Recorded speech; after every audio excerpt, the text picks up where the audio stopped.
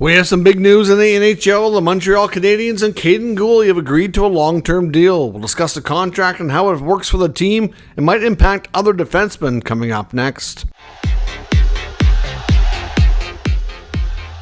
So welcome back to another video here at Top Shelf Hockey. As I mentioned, we have some pretty substantial news in the NHL regarding the Montreal Canadiens signing yet another defenseman, but this one's a lot more longer term and more lucrative than the ones that we heard from yesterday. So 1 day removed after signing Justin Barron and Arber Xhekaj to 2-year contracts, they've signed Kaiden Guhle to a 6-year contract with an average annual value at $5.5 million. So, of course, Kaiden Guhle, the 2020 first-round pick, has come a long way in his development. Of course, after being drafted, spent a little bit more time in junior, got to represent Canada at the World Juniors, spent a little bit of time in the minors, and, of course, last year especially was, his first real breakthrough season, kind of securing a full-time spot, appearing in over 70 games for the Habs last year. He's only put up around 20 points. I think that's probably going to continue to grow. I know he's described as more of a defense-first defenseman. I don't think he's ever going to be a defenseman that puts up huge offensive numbers, but I do think you'll get more than what we saw last year. He's still young. He's nowhere near his peak or his ceiling. He's got good size. He's a big guy, not afraid to play physical. Pretty good defender for his age in his own zone, and certainly a defenseman that the Montreal Canadiens feel is a big part of the core moving forward. He can join that young core, guys that are signed longer term. I know they have a lot of defensemen in their system right now, and as we've talked about in recent videos about some potential trades involving the Montreal Canadiens, I do think it's fair to say, just based on my own personal opinion and analysis that I've offered in the videos and what we've heard from some reporters, it is becoming more and more clear who the more likely trade candidates are going to be. You don't need somebody to explicitly come out with a big rumor saying so-and-so is going to be traded. It's getting more and more obvious of who those candidates are likely going to be. So Guhle, like I said, at 6 years at $5.5 million, definitely somebody who they see as being a top 4 mainstay for an extended period of time. Now, I know some Habs fans out there are convinced he's a top pair guy.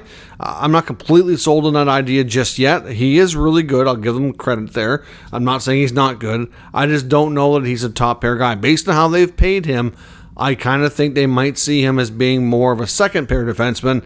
But if he does become a regular top pair defenseman, playing 22, 24 minutes consistently throughout this contract, it's going to be a fantastic steal. To have a top pair guy making $5.5 million is really, really good. Now, keep in mind, like I said, he's a little bit more defensive minded. Maybe his long-term partner, who we really don't know exactly who that's going to be yet, it turns out to be the more offensive guy of the pair.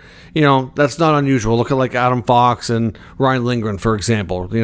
Good kind of example where Fox makes bigger money, more offensive. Lindgren's a little bit more defensive-minded, blocking shots, doing more of the work on his own end, making a little bit less money. A little bit more comparable to Guhle in that sense. So at the same time, like this buys up the rest of Guhle's restricted free agent years, the beginning of his UFA years as well.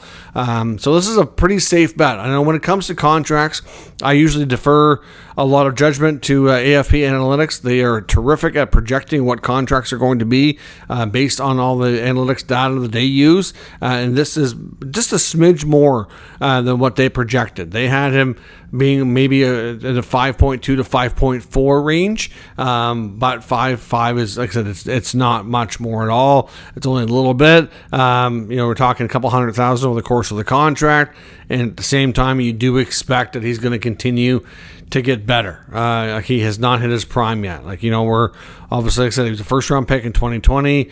He's had time to play a little bit more junior hockey. He's got a couple of years pro now. And here we are. So, like I said, it's a great signing. They locked up Xhekaj for 2 years. They locked up Barron for 2 years. They still have Matheson for 2 years. You got David Savard's entering the final year.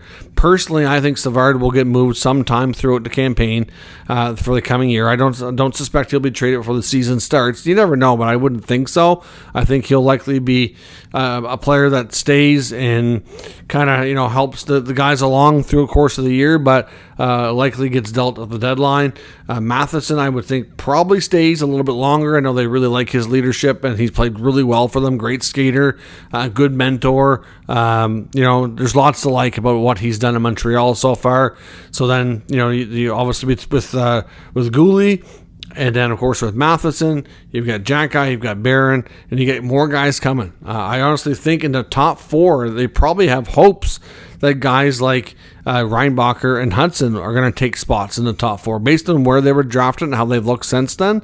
That's a fair expectation for what the organization probably hopes will work out, right? So, that itself with Matheson, and then boom, that's 5 defensemen right there, long term. So that's why I don't think there's a lot of room for guys like Jordan Harris and Jaden Struble. For short-term wise, one of these guys are likely going to get moved. And then in the next year or two, we're going to see another 1 or 2 guys move on as well, because there's just too many guys. To get Logan Mailloux on the way as well. If he continues to push like he did last year, he could force their hand sooner than later. You never know, depending on how he looks in training camp. Maybe they feel he's ready for a bigger role, and one of those other guys gets moved. That's why you get guys like Jordan Harris being mentioned in trade rumors for a guy like Patrik Laine. We know that the Habs are still interested in trying to add another top young forward, and that's how they're going to have to go about doing it. Obviously Laine is a bit of a distressed asset, you could say, that comes with some risk for sure. So you got to be careful what you give up. It may not be Laine. I mean, there are other teams involved in those conversations.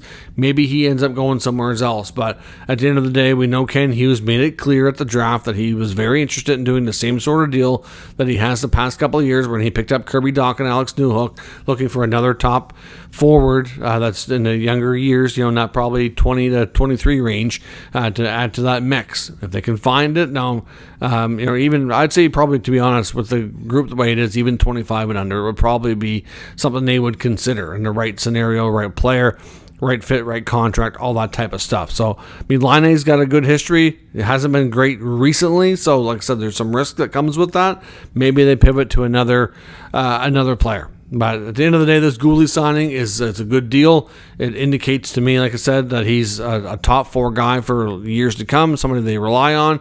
And it's just becoming more and more obvious who might be the odd players out based on these signings. So we'll see how things go. Let me know your thoughts on the Guhle contract and Xhekaj and Barron ones as well while we're at it here. Let me know what your thoughts are on how this young decor is kind of shaping up and who you see being the more likely guys to stay, being part of the top 6 longer term versus guys that could get moved over the case of the next year as they kind of move guys along that just aren't going to able to be full-time, long-term Habs. It's just you've done a great job drafting and developing, which is great.